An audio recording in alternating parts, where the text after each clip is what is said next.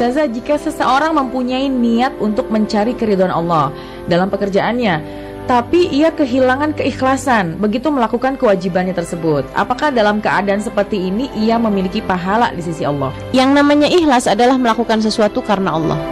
Li ajlillah. Kita misalnya mau sholat kita karena Allah tentu saja. Kita wudhu karena Allah. Kita mengerjakan segala sesuatu karena memang diperintah oleh Allah SWT untuk mengerjakannya. Akan tetapi di tengah pekerjaan tersebut kemudian, atau di saat kita mengerjakan perbuatan tersebut, kemudian akhirnya datang sesuatu hal, niatan-niatan yang berbeda. Misalnya, iya deh, saya sholat duha nih biar sekalian nih toko nih biar cepet laku misalnya. Atau senang ketika ada orang yang tahu bahwa kita mengerjakan perbuatan tersebut, lagi baca Quran kemudian, wah suaranya bagus ya, atau wah ngajinya lancar bener, atau wah soleha sekali, yang akhirnya kemudian kemasukan ria gitu ya. Para ulama mengatakan bahwa keikhlasan itu adalah sumber diterimanya satu amal. Ikuti programnya bersama Ustazah Hajah Halimah Alaidrus setiap hari Senin, Selasa, dan Rabu pukul 8 waktu Indonesia Barat. Dan untuk sahabat yang ingin mengirimkan pertanyaan, bisa SMS ke 0817 195 955 hanya di 95,5 Ras FM Jakarta. Assalamualaikum warahmatullahi wabarakatuh. Bagaimana kabar para sahabat semuanya? Alhamdulillah, hari ini jumpa lagi dengan program Muhasabah Hati di 95,5 Rasa FM Jakarta, The Real Muslim Station. Program Muhasabah Hati adalah program spesial, program khusus dari mulai hari Senin, Selasa, dan Rabu pukul 8 sampai dengan pukul 9. Adalah program yang membahas segala macam, berbagai macam permasalahan, pertanyaan yang memang hadir dari para sahabat semuanya yang sudah mengirimkan SMS di 0817195955, dan insya Allah pertanyaan dari para sahabat semuanya akan langsung dijawab oleh Ustazah Halimah Alaidrus juga di setiap hari Senin, Selasa, dan Rabu pada pukul 8 sampai dengan pukul 9.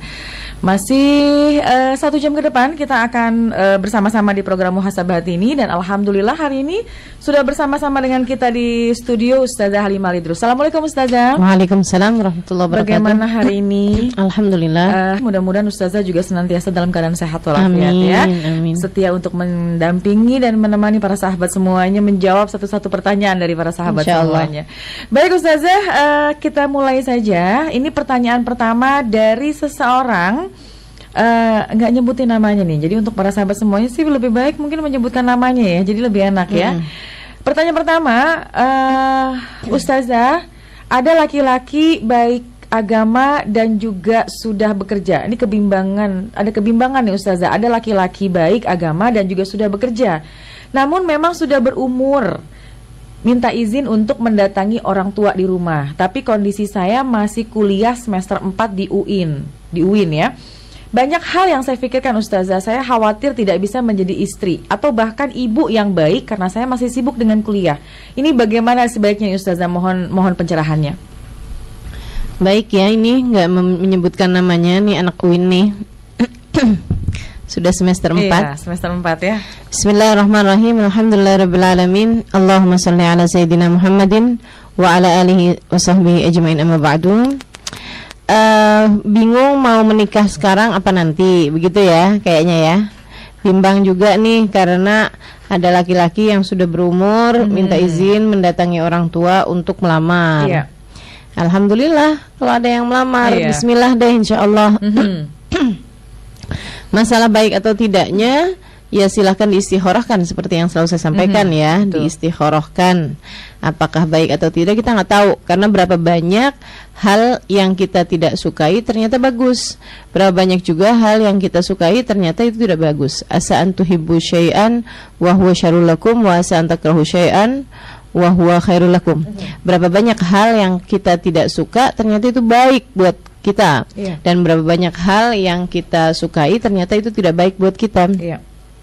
Kemudian kebimbangannya nih, katanya dia khawatir nggak bisa jadi istri yang baik atau ibu yang baik gitu. Kawin aja belum? Udah khawatir duluan ya? Udah khawatir urusan jadi istri. Betul.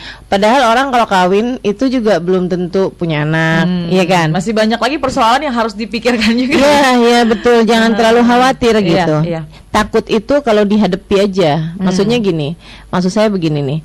Ada berapa banyak orang mengkhawatirkan adanya ular? Padahal nggak ada sebenarnya gitu. Jadi kalau kamu nanti beneran ketemu ularnya, kamu lari gitu. Tapi ngapain kamu lari kalau ularnya nggak ada? Jadi gitu sudah terlalu khawatir sudah ya. khawatir yang duluan. belum tentu ya.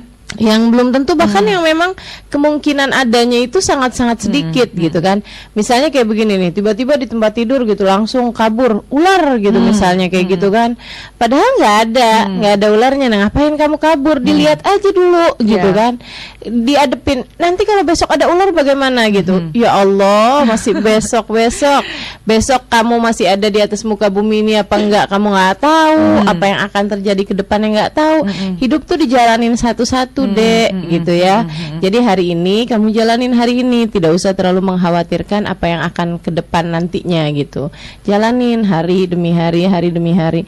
Ini ada laki-laki nih mau minta izin mendatangin orang tua, ya udah. Artinya serius ya. Aja. Laki-laki ini betul-betul serius. Berarti dia nggak ngajakin pacaran, nggak ngajakin hal-hal yang haram ya. Yang saya sangat sayangkan tuh kalau anak-anak muda kita nih kemudian sibuk dengan hal-hal yang nggak jelas juntrungannya, malahan kemudian akhirnya kejebak kepada hal-hal yang haram gitu seperti zina dan lain sebagainya. Nauzubillah min dzalik, itu menghancurkan kehidupanmu sendiri. Jadi kalau ada laki-laki baik, apalagi nih secara agamanya baik, sudah bekerja, walaupun dia sudah berumur, mau mendatangi orang tuamu, ya bilang aja sama dia, ya silahkan. Itu memang yang lebih bagus. Istikharah kan kalau hasilnya bagus, bismillah deh gitu.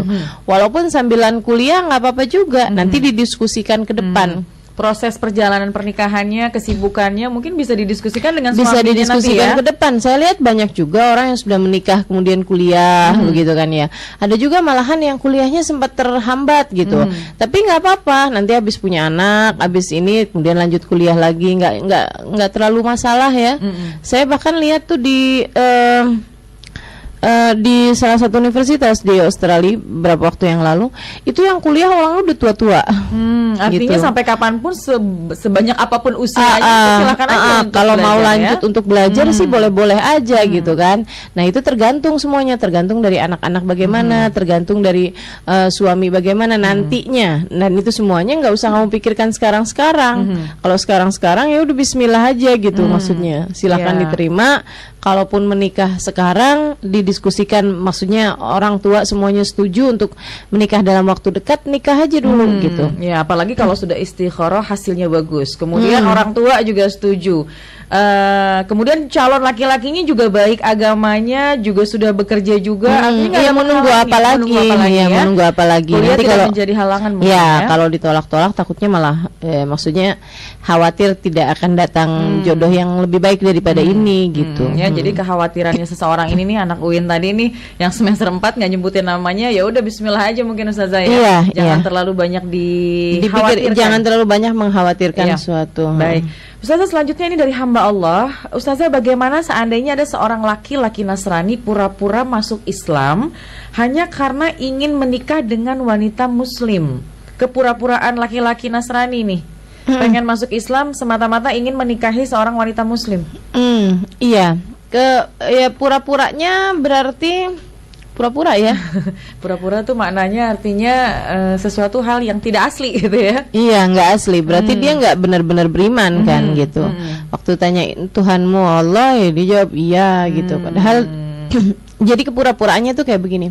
Ada kepura-puraan yang nggak peduli, ada kepura-puraan yang sebenarnya dia tidak begitu gitu. Nah, kepura-puraan yang sebenarnya nggak begitu, misalnya kayak begini. Dia Nasrani nih, dia meyakini bahwa, mohon maaf ya, meyakini bahwa Nabi Isa adalah Tuhan. Kan begitu dalam keyakinan mereka. Meyakini bahwa Sayyidah Maryam yang biasa mereka sebut dengan nama Bunda Maria itu juga Tuhan. Kan begitu. Kalau dia masih punya keyakinan seperti itu, kemudian dia pura-pura masuk Islam, cuman buat perempuan tersebut biar mau, atau orang tuanya biasanya ya, biar setuju untuk dia menikah sama anak gadisnya gitu. Nah itu maka ini termasuknya dalam kelompok orang-orang munafik. Yang dulu banyak di zamannya Nabi Muhammad alaihissalam ketika awal Fathu Mekah, orang-orang Mekah itu banyak yang yaudah deh, gue pura-pura aja nih gitu, pura-pura masuk Islam hanya untuk biar tidak diperlakukan jelek gitu, biar nggak harus bayar pajak, biar nggak harus begini, nggak harus begitu, mereka pura-pura masuk Islam. Jadi seolah-olah kayak istilahnya nulis di KTP-nya nih Islam, padahal dia bukan kayak gitu. Nah yang kayak begitu adalah orang-orang munafik. Orang munafik yang seperti ini, nauzubillah min dzalik, fi dzarkil asfal minan nar, kata Allah Subhanahu wa taala dalam Al-Qur'an ya. Mereka berada di tempat terendah dari nerakanya Allah Subhanahu wa taala. Tapi kalau kemudian dia itu pura-puranya begini nih, saya nggak peduli agama deh, udah deh gitu ya, karena seneng nih sama perempuan ini, perempuannya bilang kamu kalau mau menikah sama saya kamu harus Islam, misalnya kayak gitu, yaudah deh Islam aja misalnya gitu, saya Islam aja gitu, bukan juga pura-pura, tapi dia nggak peduli sama agamanya dia, jadi dia pun Islam boleh-boleh juga deh gitu, kedepannya nanti gimana bolehlah kayak gitu kan. Nah yang seperti ini yang masih mungkin untuk ada hidayah yang masuk mungkin masuk untuk dianya sesudahnya ya. Dan kalau kemudian ketemunya istrinya adalah seorang perempuan yang agamanya bagus, seorang perempuan yang bisa membawa kehidupan dia menjadi lebih baik, insya Allah ada banyak kok yang awalnya kayak begitu, tapi kemudian karena dapetin istrinya juga memang luar biasa, masya Allah, dan kemudian ketemunya juga sama orang-orang soleh gitu ya, akhirnya kemudian laki-laki tersebut menjadi laki-laki yang soleh. Iya, artinya bisa saja ya, bisa hidayah Allah ya. Bisa seperti itu. Saya punya beberapa teman yang juga seperti itu gitu. Maksudnya si yang laki-laki itu masuk Islam cuman karena perempuannya aja, karena naksir bener nih sama si cewek gitu kan. Ceweknya bilang saya nggak mau kawin sama laki-laki yang nggak seiman sama saya. Dia kemudian udah deh saya masuk Islam kayak gitu. Yang kemudian karena istrinya memang udah seorang perempuan yang baik gitu ya, yang bisa bawa dia kepada agama yang benar, akhirnya jadi benar. Banyak yang seperti itu. Banyak juga yang kayak contoh yang pertama gitu, maksudnya sesudah menikah kemudian ketahuan aslinya bahwa dia memang waktu dibilangin buat sholat, buat maksudnya pergi majelis atau apa gitu ya, buat menunjukkan keislamannya, dia bilang saya kan bukan Islam. Lah kamu kenapa masuk Islam? Kamu kan Islam gitu ya. Enggak, saya masuk Islam cuman karena buat kawin sama kamu aja. Waduh. Nah yang kayak begini nih yang kemudian ya sebenarnya jadinya nikahnya jadi fasakh kalau kayak begitu, karena ternyata sebenarnya dia bukan Islam. Fasakh itu rusak langsung, karena sebenarnya dia waktu masuk Islam waktu menikah itu dia hanya pura-pura Islam. Itu nikahnya nggak sah kalau yang pertama tadi ini ya. Tapi kalau yang kedua dia yang nggak peduli, iya deh gitu, Islam boleh deh gitu ya. Nah kemudian sesudahnya itu dia memang mau belajar Islam, apalagi kalau kemudian seperti yang tadi saya sampaikan, istrinya memang juga baik untuk bawa dia gitu. Nah itu nggak apa-apa gitu. Ada dua kategori berarti ya. Ada dua kategori ya. Tapi ketika kita mungkin seorang wanita nih, mungkin di luar sana nih Ustazah, para sahabat ketika memiliki seseorang calon suami berbeda agama, non muslim misalnya, lebih baik nggak usah ya. Nggak usah, karena gini nih ya, kita menikah sama yang seagama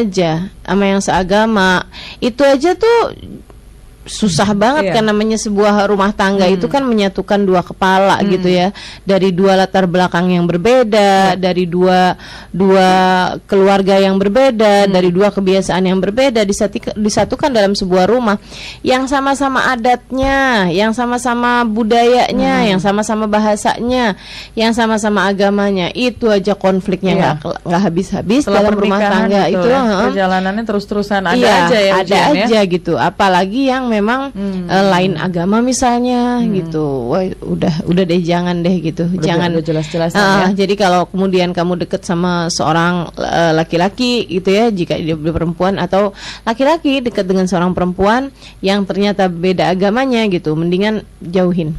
Lebih baik jauhin dulu ya. Lebih baik jauhin aja ya. Apalagi tinggal di Jakarta ya, di Jakarta atau tinggal di Indonesia ini, yang maksudnya yang nyari yang seagama pun banyak gitu kan. Betul ya. Iya, kalau dia kemudian cinta nggak bisa ditolak, siapa bilang. Itu hanya ketika itu mungkin ya. Tapi mungkin coba tinggalkan, banyak juga minta sama Allah mungkin ya. Banyak cinta itu nggak ada yang bermula langsung besar, nggak ada.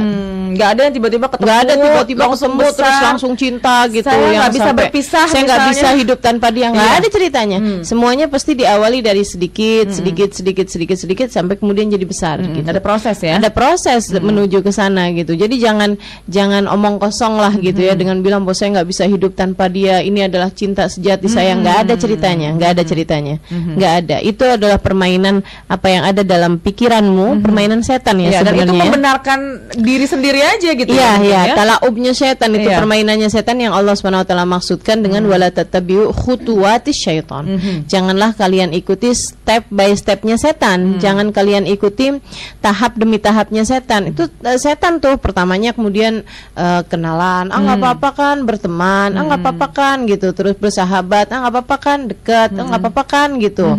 Terus sampai di tingkatan ketika kamu sudah berada dalam satu ini jembatannya istilahnya udah roboh nih gitu ya, udah nggak bisa lagi dibendung kemudian gitu. Nah ketika nggak bisa dibendung itulah setan masuk dari arah situ yang kemudian nggak apa-apa deh nikah lain agama misalnya kayak begitu, yang akhirnya udah nggak ada lagi yang bisa diharapkan dari kebaikan. Jadi prosesnya itu adalah ada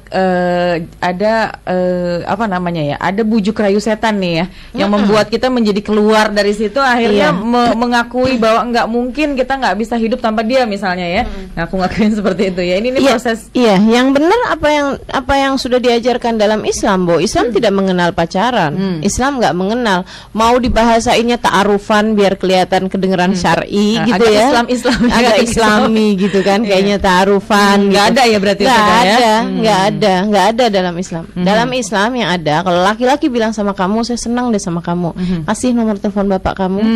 Untuk deketin orang tua kita, minta. Coba kalau dia serius, berani apa enggak gitu kan. Itu tantangan ya. Dan itu mungkin cara ngelihat kita ya. Itu. Baik Ustazah, pertanyaan selanjutnya ini berbeda tema dari Via di Jakarta.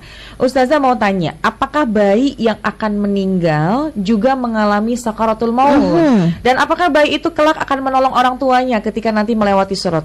Baik ya, ini pertanyaan yang bagus banget nih dari Via di Jakarta. Di Jakarta. Apakah bayi yang akan meninggal dunia mengalami sakaratul maut? Iya. Karena yang namanya sakaratul maut adalah jenis sakit. Sakaratul maut adalah jenis rasa sakit, jenis sakit. Sama kayak apakah bayi ketika sakit kepala dia sakit? Ya sakit lah, namanya sakit kepala ya sakit. Meskipun bayi ataupun orang dewasa pasti ngerasain sakit ya. Iya, apakah kalau lagi diare misalnya, perutnya nggak enak, perutnya nggak enak gitu ya. Ya sakit, ya memang kayak begitu gitu. Namanya itu memang salah satu dari jenis rasa sakit. Karena sakit itu kan terjadi ketika ada sesuatu yang salah di tubuh kita ya. Dan yang merasakan sakit itu sebenarnya adalah roh. Ini nih, kalau kita punya badan udah kelepas dari tubuh kita, badan tersebut itu diapa-apain kita udah nggak ngerasain sakit lagi. Kenapa? Karena sudah pisah dari ruhnya. Ruhnya sudah terpisah dari badan. Sudah terpisah. Misalnya ada satu anggota tubuh yang diamputasi, misalnya gitu ya. Ada orang kakinya diamputasi, kemudian dikuburkan si kaki ini. Apa yang terjadi dengan kaki itu? Misalnya dihinggapi rayap-rayap tanah, dimakan dan sebagainya sampai hancur sekalipun, si yang pemilik tubuh tidak lagi merasakan kesakitan. Nggak lagi merasakan kesakitan gitu. Kenapa? Meskipun yang punya badannya masih ada, hanya hidup, sepenggal kakinya aja yang terkubur misalnya gitu ya. Iya. Si kaki itu yang misalnya ada yang bakar, misalnya ada dimakanin rayap dan lain sebagainya, dia nggak yang merasakan sakit. Kenapa? Karena sudah terpisah dari rohnya. Gitu kan? Maka kita tahu bahwa sebenarnya yang merasakan roh, yang merasakan sakit, yang merasakan seneng, yang merasakan itu sebenarnya bukan tubuh ya. Tubuh nggak ngerasain apa-apa. Yang bisa ngerasain itu adalah rohnya ya. Nah si roh ini nih udah nempel sama kita gitu kan. Dari sejak kita berada dalam rahim ibu kita 4 bulan lamanya saat ditiupkannya roh. Kebayang seperti apa sakitnya kalau rohnya itu sendiri yang dicabut.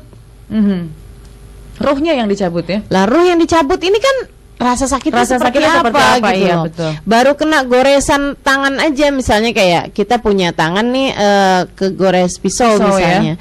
Roh ini kan tempatnya di bagian terdalam dari tubuh ya. Jadi sel-sel tubuh kita itu yang dialirin roh gitu kan. Katanya para ulama roh itu seperti hijau bagi daun. Nah, seperti itu kurang lebih. hijaunya daun itu seperti itu ruh gitu ya. Jadi mengalir bersama seluruh bagian daun. Demikian pula dengan tubuh kita ini, si ruh ini mengalir bersama dengan seluruh bagian ruh tubuh. menyatu dengan tubuh ya. Ya, menyatu dengan tubuh.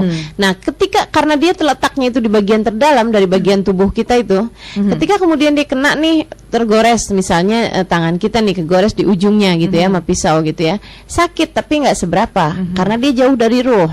Ketika kemudian nyampenya ke bagian daging gitu ya, sakitnya lebih dalam lagi, lebih ya? dalam. Kenapa? Karena ia sudah mendekati tempatnya ruh.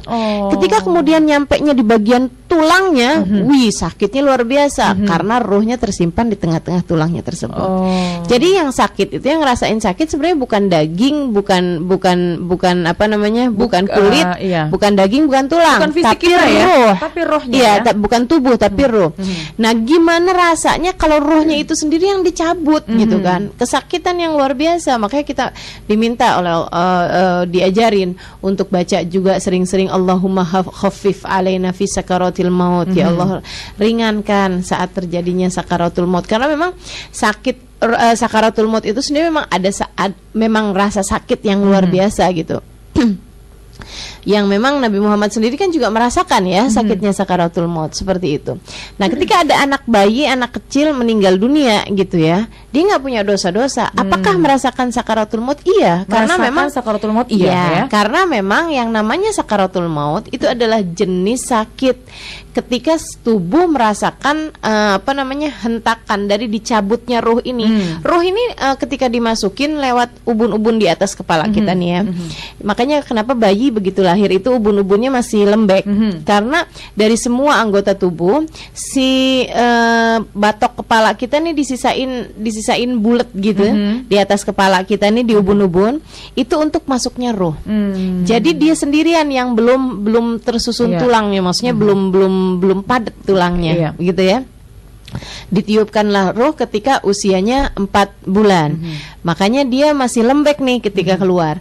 Nah, bersama dengan berjalannya waktu, ia kemudian mengeras.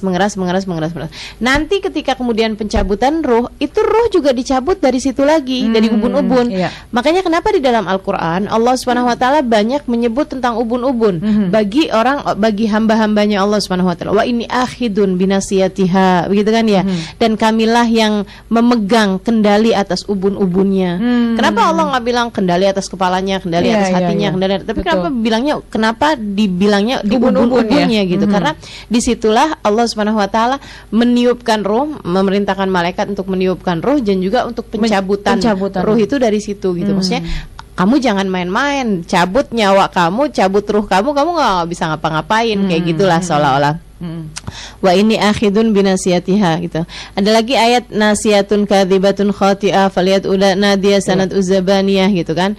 Allah Subhanahu wa taala bilang dasar tuh ubun-ubunnya tukang bohong. Terus si Fir'aun ya, ayat ini turunkan kepada Fir'aun.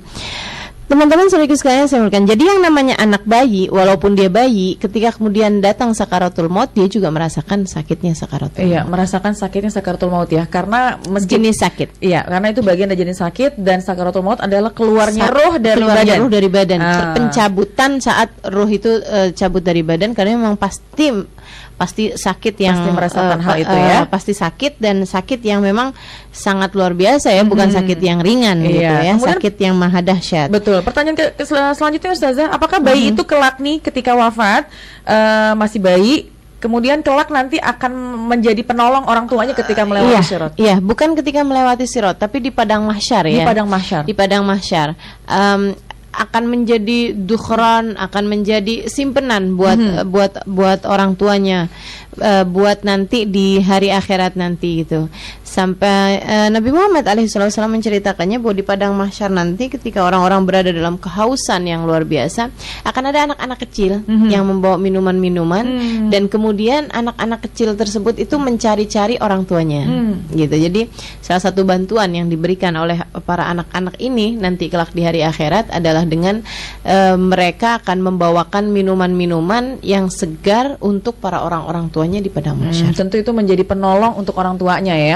Iya, ada banyak hal yang akan menjadikan penolong bagi orang tuanya. Bahkan kematian mereka sendiri merupakan pertolongan bagi dari Allah SWT buat orang tuanya jika orang tuanya sabar. Betul, jika orang ya? tuanya sabar. Betul. Jadi ketika Allah SWT memerintahkan seseorang untuk memerintahkan malaikat untuk mencabut nyawa seseorang, anaknya misalnya gitu ya, sesudah malaikat tersebut mencabut nyawanya, malaikatnya raporan sama Allah. Katanya Allah, qabattaru habibah, sudahkah kamu cabut nyawa orang terkasihnya? Ini disebutkan dalam sebuah hadis ya ini ya.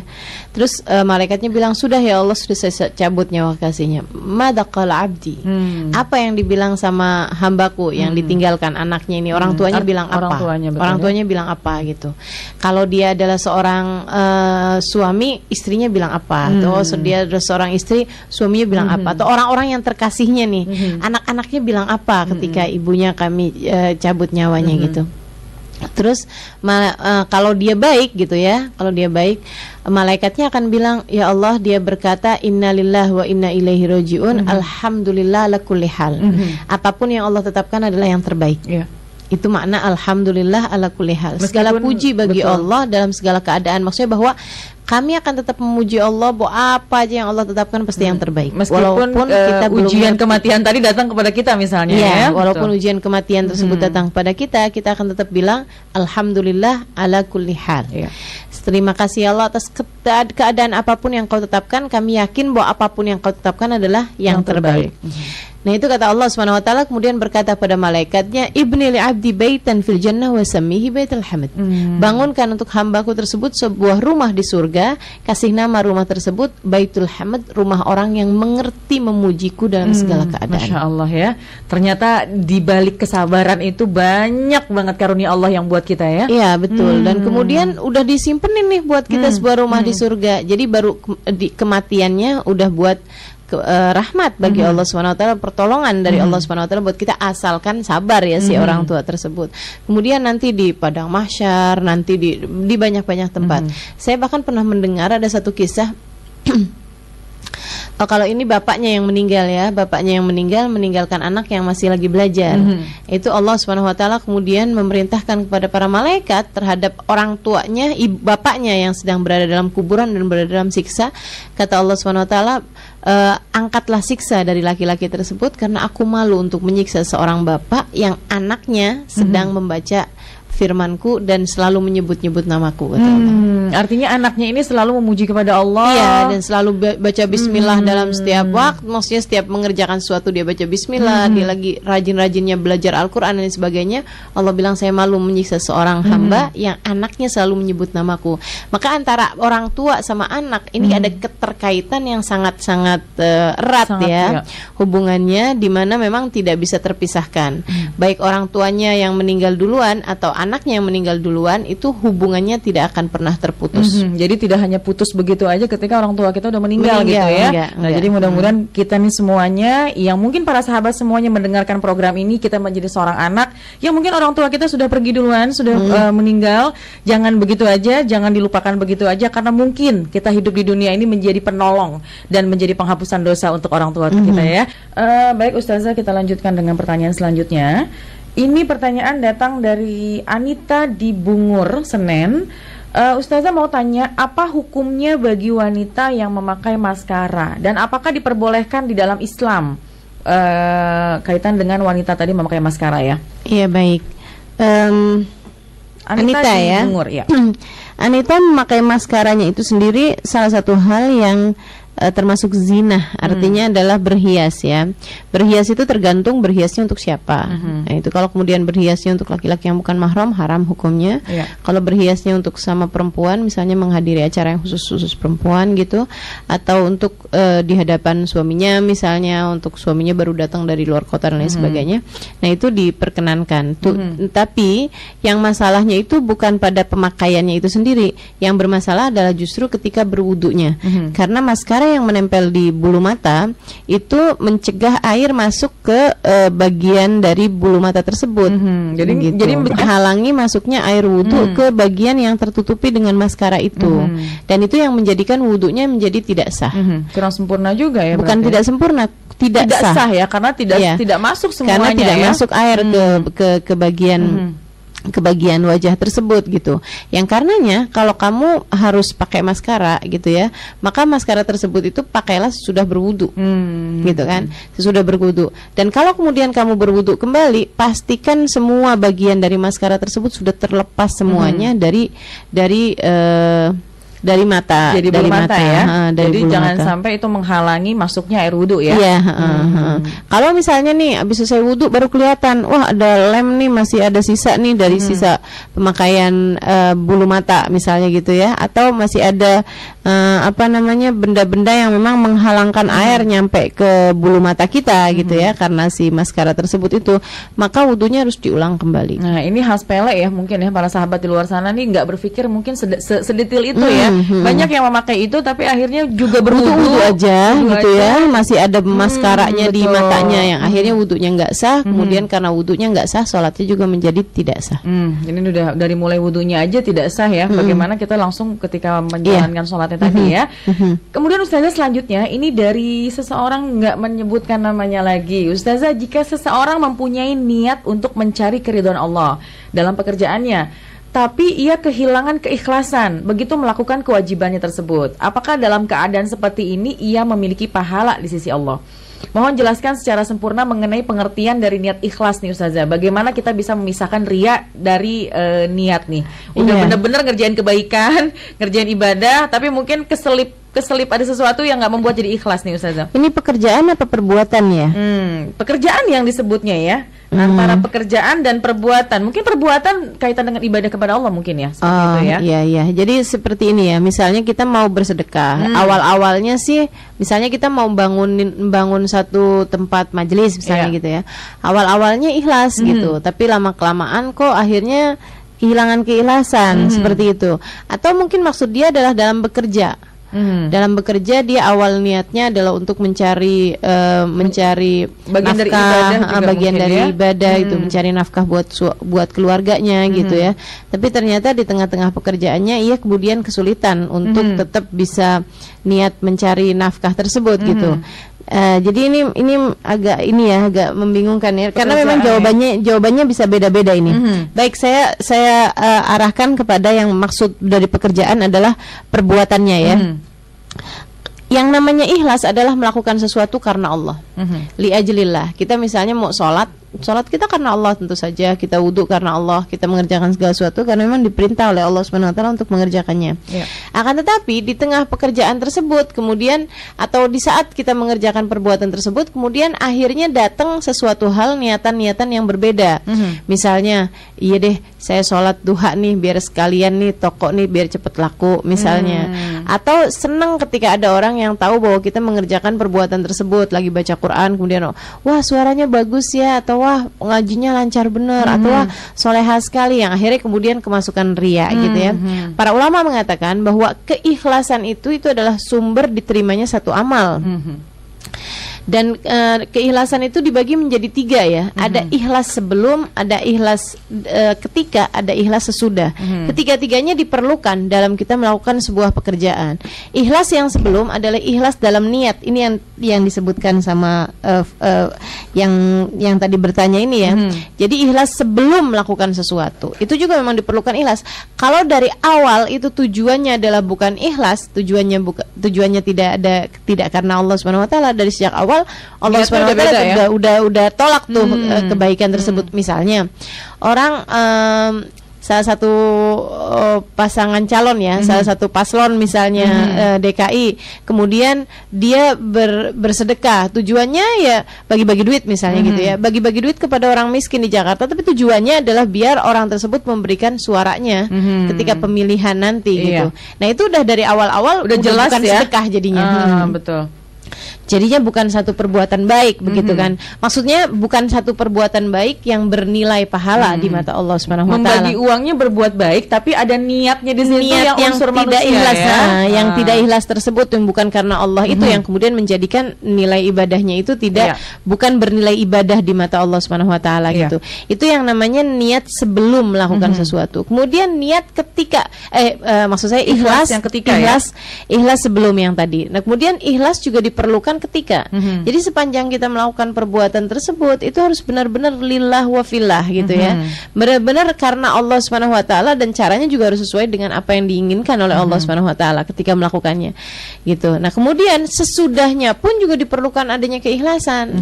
Jadi jangan kemudian kepengen disebut-sebut gitu ya. Gimana ikhlas sesudah ini adalah dengan tidak lagi layak qadzikruhu fil ard. Enggak lagi ada penyebutannya di bumi. Maksudnya itu udah keterima naik ke langit gitu ya, dan ketika kemudian naik ke langit itu udah nggak ada sisa lagi disebut-sebut di bumi. Tapi kalau masih disebut-sebut mulu gitu ya, ini mama nyumbang nih di masjid ini nih. Iya betul ya. Di pondok itu tuh mama punya jasa tuh gitu ya. Itu tuh mama dulu yang terus aja disebut-sebut gitu. Apalagi kemudian man itu mengundat-undat, mengungkit pemberian kepada si yang diberi itu. Itu akan menghancurkan gitu. Baik berupa sedekah atau berupa tahajud misalnya gitu. Pagi-pagi dia cerita sama suami, ngantuk nih soalnya tadi malam tahajud gitu kan. Ya. Nah, itu semua bisa ngancurin perbuatan itu, perbuatan kebaikan tersebut, karena tidak adanya keikhlasan sesudah melakukannya gitu. Jadi sekali lagi keikhlasan ini diperlukan. Lawannya ikhlas adalah riya ya, melakukan sesuatu karena kepengen dilihat orang, kepengen dipuji orang, kepengen didengar orang gitu. Nah, melakukan sesuatu karena Allah Subhanahu wa taala, al-amalillah. Ikhlas ini tadi ini ada 3 bagian. Sekali lagi saya ulangi, ikhlas sebelum, ikhlas ketika, sama ikhlas sesudah ya. Jadi mudah-mudahan jangan sampai kita sudah melakukan pekerjaan dengan senang hati, dengan ikhlas, ternyata sesudahnya ada sesuatu yang ngeganjel, akhirnya hilang begitu aja ya. Iya. Nah, mudah-mudahan Allah karuniakan keikhlasan pada kita sekalian. Amin. Tapi jangan sampai ketakutan tidak ikhlas membuatmu meninggalkan pekerjaan tersebut. Jadi takut nggak ikhlas, kita nggak mengerjakan pekerjaan itu ya. Iya, jangan. Itu justru riya katanya para ulama. Tarkul amal khaufan minar riya fahuwa riya. Meninggalkan satu perbuatan karena takut riya, itu juga termasuk bagian dari riya. Ya, jadi yang penting adalah kita coba jalanin niatnya tadi ya. Sebelumnya niat yang baik, kemudian ketika kita menjalankan juga dengan ikhlas, sesudahnya juga jangan disebut-sebut lagi, supaya nggak hilang begitu aja ya. Ustazah, selanjutnya ini mau bertanya kaitan dengan akhlak yang baik itu didapat dengan cara bawaan, fitrah, ataukah dengan dipelajari, yaitu dilatih dengan usaha yang keras? Kalau kemudian bawaan dari fitrah, tidak akan ada hisabnya. Sebab Allah tidak akan pernah menghisab dari sesuatu yang fitrah. Dalam artian misalnya kayak begini, hidung kita mancung apa pesek akan dihisab sama Allah SWT. Karena itu memang sudah dari awalnya sudah fitrah. Sudah fitrah ya. Yang fitrah itu adalah bawaan seperti ini nih. Orang tuh kan ada yang lambat, ada yang cepet, ada yang memang ngomongnya cepet, ada yang memang ngomongnya lambat gitu ya. Ada yang orangnya sensitifan, ada yang orangnya nggak pedulian. Nah itu yang fitrah. Dan fitrah ini itu hal yang maksudnya gini, bisa dibawa baik, bisa dibawa jelek. Karakter mungkin ya. Karakter tiba dalam bahasa Arab ya. Betul. Karakter ini adalah sesuatu hal yang bisa dibawa baik, bisa dibawa jelek, dan itu fitrah. Itu fitrah. Misalnya fitrahnya seseorang cerewet, fitrahnya seseorang pendiam gitu, itu fitrahnya orang gitu kan. Cara dia bergerak, cara dia ini, itu fitrah gitu.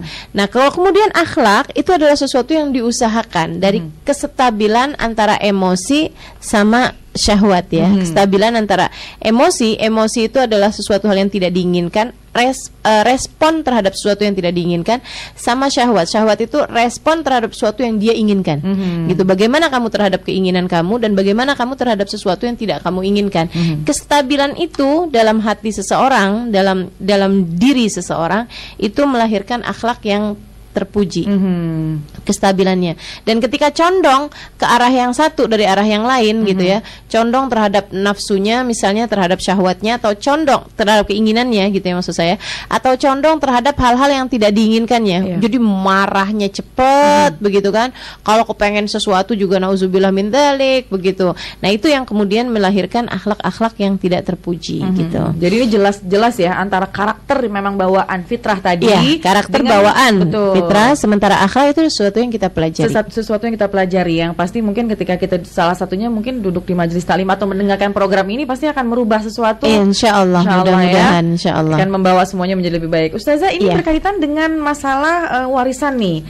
Apakah boleh dalam Islam, ini pertanyaan dari Rizka di Pejaten, bolehkah dalam Islam di mana orang tua masih ada tetapi warisan sudah mulai dibagi-bagikan kepada anaknya?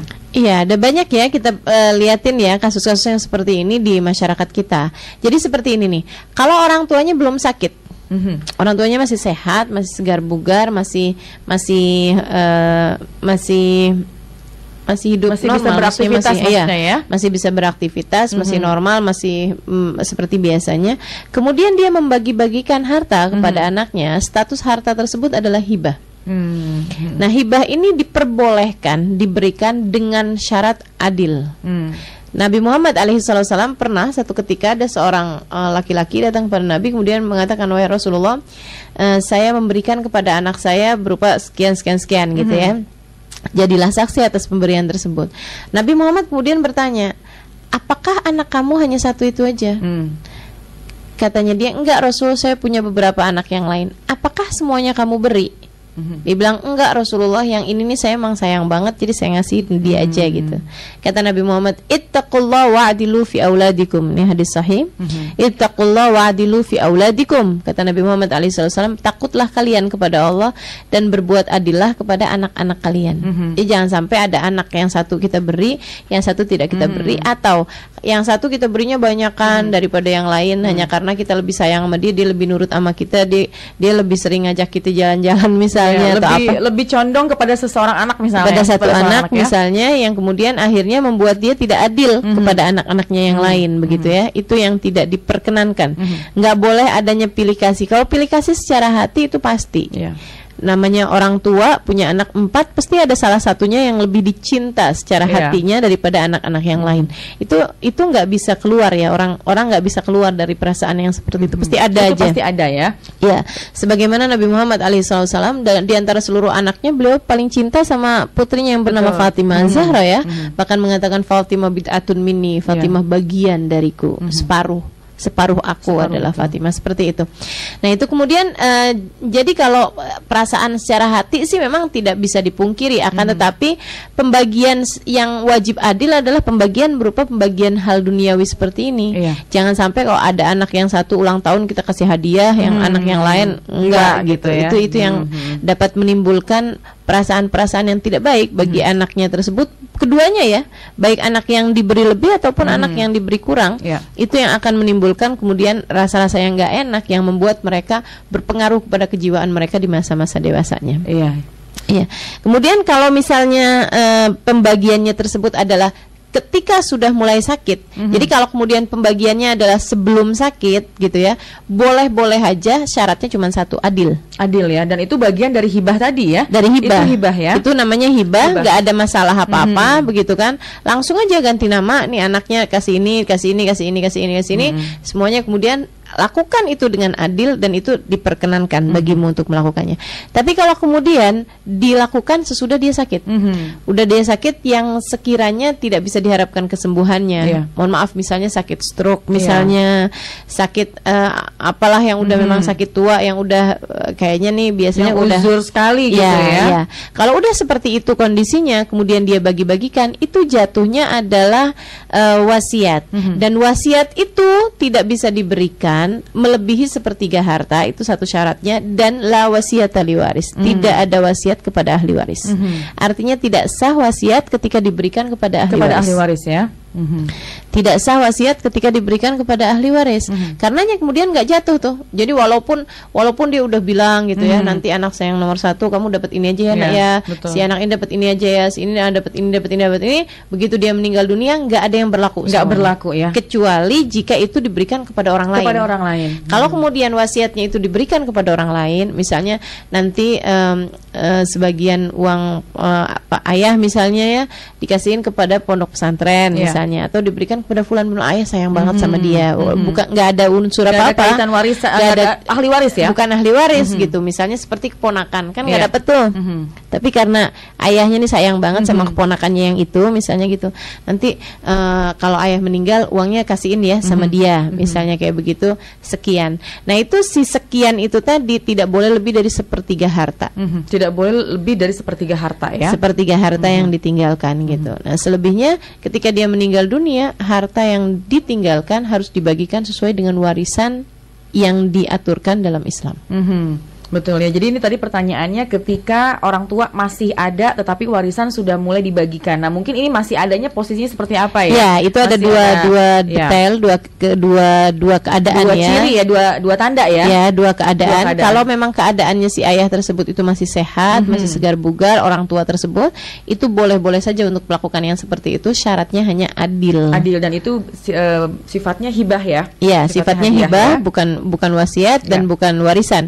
Kemudian yang hibah itu artinya bahwa langsung menjadi hak milik anak. Artinya tidak disyaratkan nanti kamu baru boleh tinggalin sesudah ayah wafat ya. Itu nggak boleh gitu. Harus memang sudah menjadi hak milik anak-anak tersebut di masa hidupnya sang ayah itu atau orang tua tersebut. Nah, ketika kemudian keadaan kondisinya itu sudah mulai sakit yang layur jabur'u, yang tidak bisa diharapkan kesembuhannya, maka itu status harta yang dibagikan adalah wasiat. Dan wasiat itu satu hanya berlaku untuk sepertiga harta, dan yang kedua tidak diberlakukan wasiat untuk ahli waris. Ya, sudah jelas sekali ya. Selanjutnya Ustazah, ini masih berkaitan dengan tadi Ustazah, di keluarga kami, kakak atau adik ada yang suami atau istrinya non muslim. Apakah dalam pembagian warisan kakak atau adik kami ini bisa mendapat haknya? Begitu juga sebaliknya jika kakak atau adik kami jika di pihak suami atau istrinya, apakah boleh kita menerima warisan dari mereka yang non muslim? Nah, ini kaitan dengan hubungan yang berbeda agama ya. Iya, baik. Tidak ada waris kepada orang yang kafir ya. Maksudnya tidak ada waris kepada berbeda gimana ya ayatnya, orang kafir itu tidak mewarisi dan tidak diwarisi, gitu. Jadi artinya bahwa orang muslim baik yang dia yang jadi yang meninggal ataupun dia yang menjadi yang ditinggalkan itu tidak bisa menerima warisan dan tidak bisa mewarisi kepada yang non muslim. Kepada yang non muslim, artinya tidak bisa mendapatkan. Kalau kemudian dia nih statusnya sebagai orang yang punya mertua misalnya gitu ya, mertuanya non muslim, gitu, dia kemudian memberikan harta sewaktu hidupnya. Nah, kalau harta tersebut itu diberikan begitu aja, artinya kan jatuhnya sebagai hibah.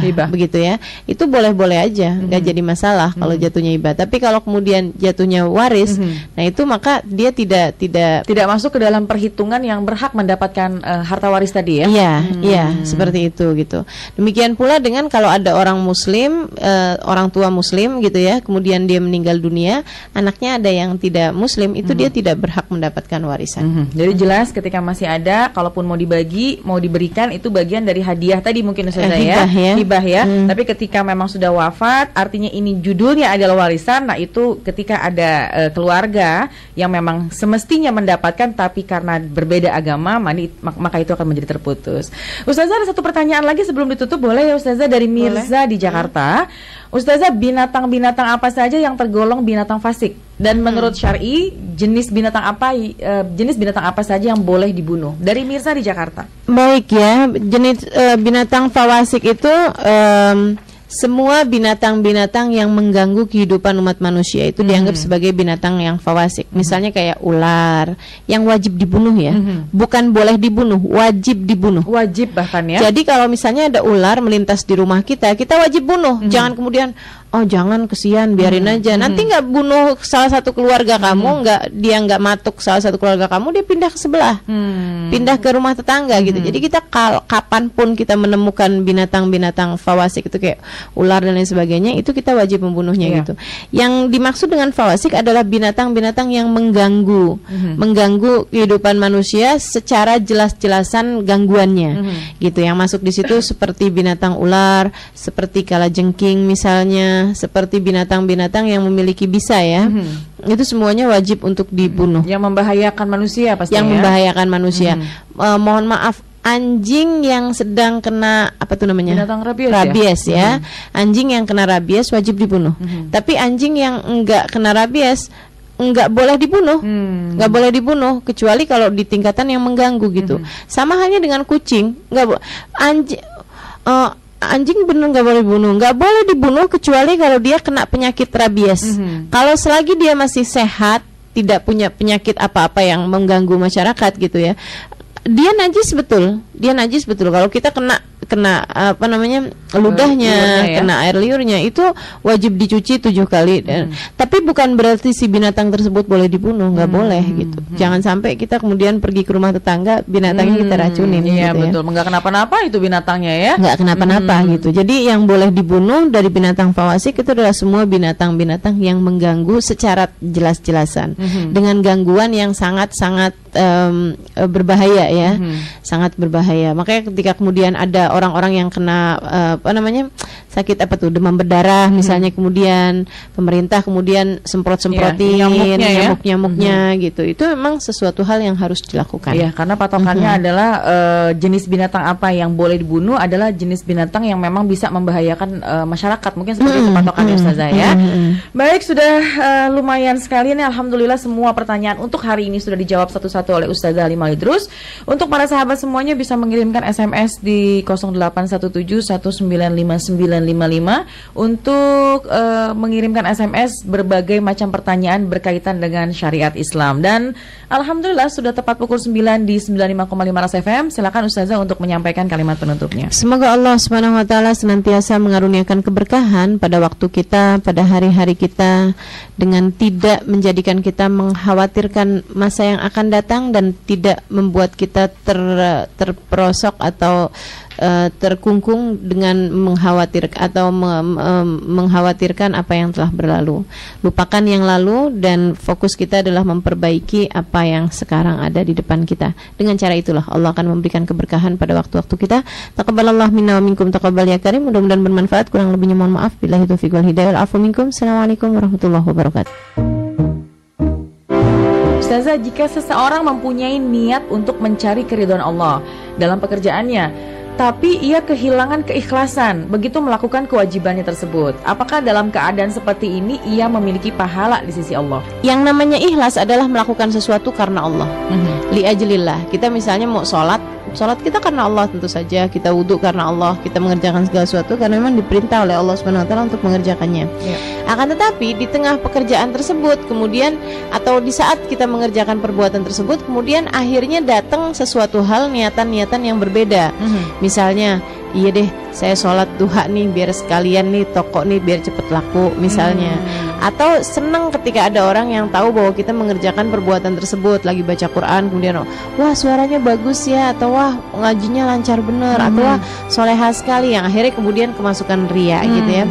Para ulama mengatakan bahwa keikhlasan itu adalah sumber diterimanya satu amal.